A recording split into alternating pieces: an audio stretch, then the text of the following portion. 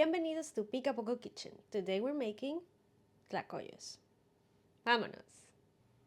Another classic of prehispanic traditional foods are tlacoyos. The name tlacoyo comes from different words in Nahuatl. Tlaoyo, which means degrained corn empanada, tlaoyi, which means dried corn, and tlacuayi, which means food. Tlacoyos were a staple in Tenochtitlan, sold at the Tlatelolco market, but by the very famous Tlacualnamacac, aka the food vendors. Tlacoyos' shape and convenience became a staple among the long travelers, becoming then the very first original itacate, which in Spanish means food to go. Just like any other pre-Hispanic food, tlacoyos are very easy to make, they require simple ingredients, and they are very healthy and nutritious. So let me tell you how to make them so you can give them a try. Let's get to it. For our tlacoyos filling, we're gonna do a classic requesón. For a small batch of requesón, you're gonna need 4 cups of milk that you want to bring to 185 degrees. As soon as your milk reaches that temperature, make sure to have already squeezed the juice of 1 lime. We're gonna add it at this time and start stirring. You will notice how the acid of the lime immediately starts breaking the milk into curds. Continue stirring and don't let the milk overflow. Add a pinch of salt and immediately turn off the heat. Your cheese is ready to be strained. Place a sieve over a bowl with a cheesecloth and carefully drain your cheese. You may need to empty the bowl a few times while you're doing this, or you can do this over the drain. Once you've drained most of the liquid, it's up to you to decide how much whey you want to leave in your requesón, and this may depend on what you're using it for. Since I'm gonna be using it to fill my tlacoyos, I don't want to introduce too much water to the masa, so I'm gonna keep mine fairly dry. Don't forget to taste and season as needed. Place it in a container and let it sit in your fridge while we make everything else. Another classic filling is frijoles, so let's make some. I have 1 cup of beans that I've soaked overnight. It's important to soak them to reduce the cooking time, to get a better texture, and because that makes them easier to digest, if you know what I mean. To this, I'm gonna add 1/4 of an onion and 1 garlic clove. I'm using the invisible kind. I'm gonna add enough water just to cover them, salt and pepper, and 1 teaspoon of epazote. I'm using dry epazote because I still haven't grown my own. Under pressure they go for 22 minutes and natural pressure release. Once they come out, they look like this, so I'm gonna drain most of the water because I really want to achieve a dry texture. Blend to a paste-like consistency and put it in your fridge. Nopales, or cactus leaves, are a common ingredient that you'll find in Mexican gastronomy. They might be intimidating to cook and to eat. Beyond their prickly thorns, some picky eaters may find them icky because nopales are famous for having something that we in Mexico call baba or nopal drool, but which is actually called mucilage. Mucilage is a substance very natural of the cacti that contains a lot of water, but it has a kind of a slimy consistency.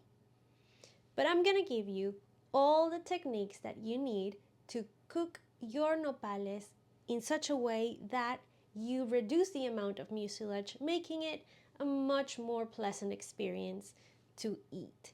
And it is totally worth it because nopales are highly nutritious. They have vitamin A, vitamin B, they have calcium, magnesium, sodium, potassium, iron, and they are very rich in fibers.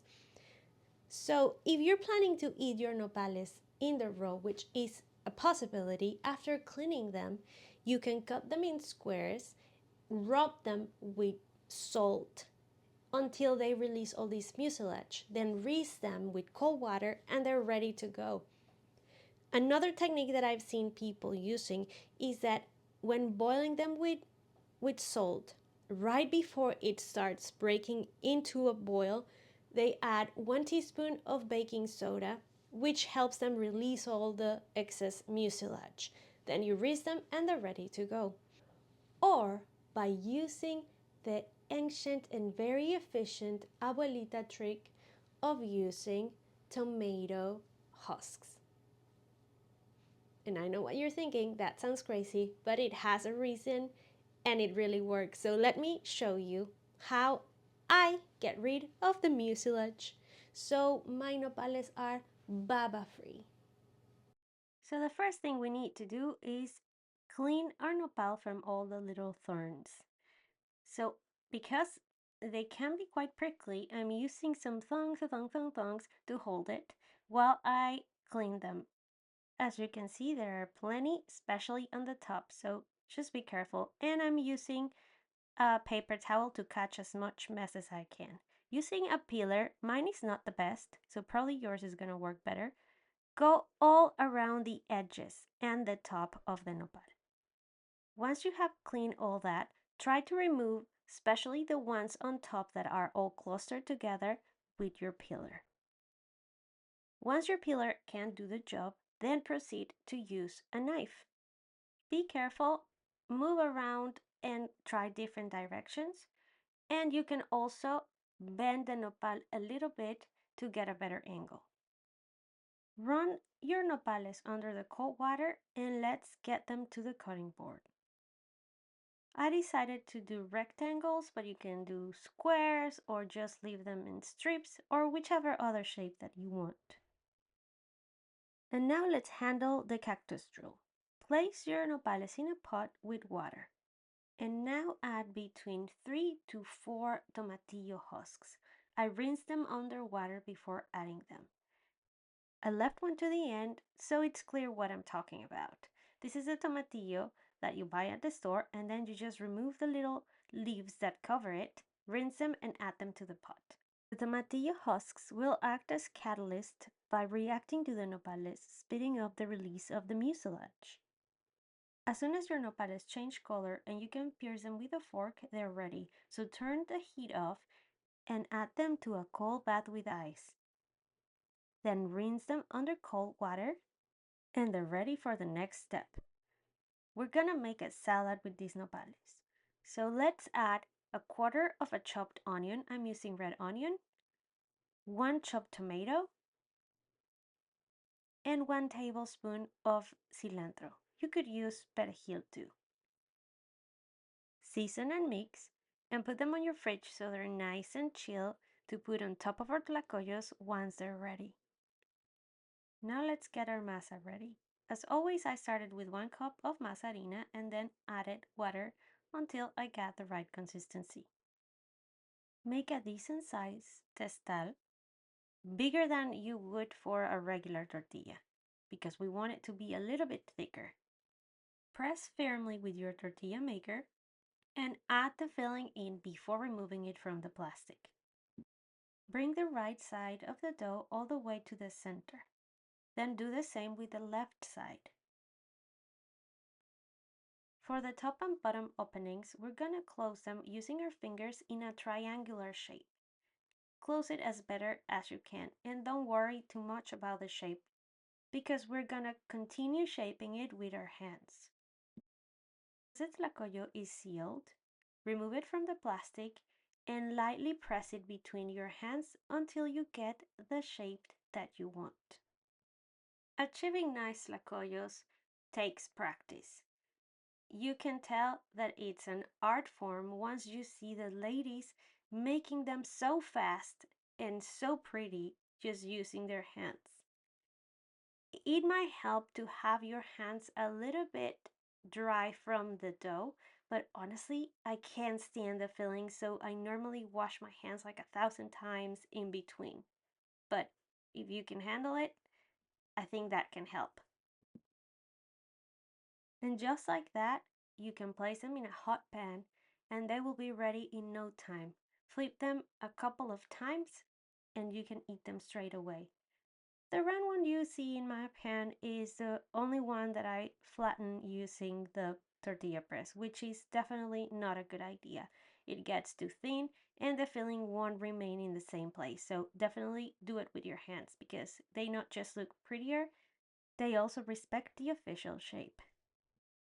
At this point, you can dress them up with the nopales and salsa and eat them. But you can also let them cool down and place them in a plastic bag on your fridge for next time.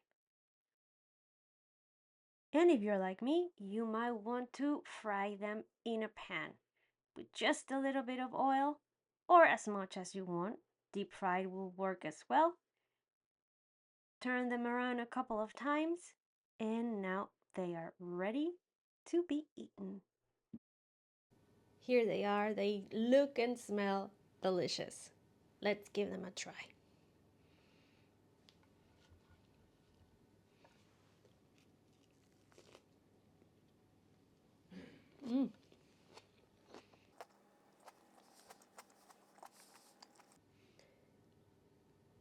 They are the proof that simple is also delicious.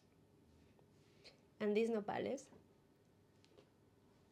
crunchy, nice texture, nice flavor. They go great with a lot of different things.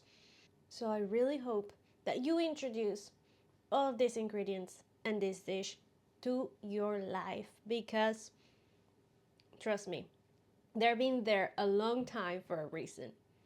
If you enjoy this recipe, just like this video, please share it with your friends. Like, subscribe, and be notified. And for more, follow me on the socials. Adios, amigues.